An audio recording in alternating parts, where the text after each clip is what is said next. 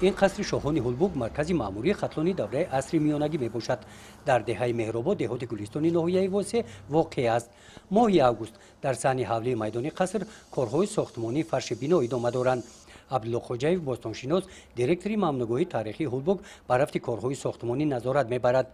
این پاره سفالپاره از دوره ساسانیان و این تنگه ها از دوره کوشانی و قرخانی ها اینها را ساختمانچیان هنگام کارهای ساختمانی از میدان قصر پیدا کردند.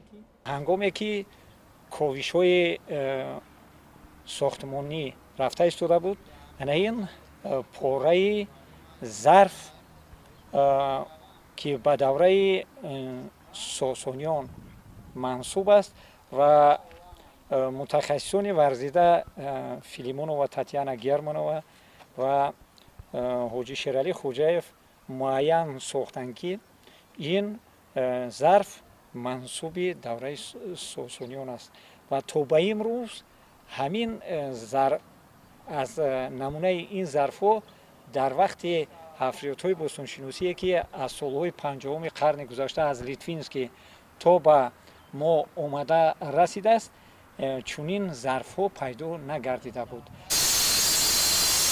طبق نقشه کارهای ساختمانی فرش میدانی بنای قصر تا روز جشن 13 سالگی استقلالیت دولتی جمهوری تاجیکستان به انجام رسانیده شده.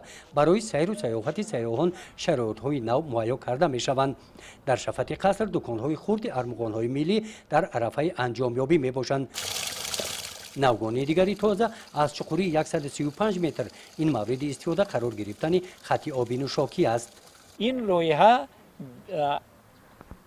شرایط بهداشت، شرایط قبول مهمانان رو در همون سطح بین المللی مطابق می نماید.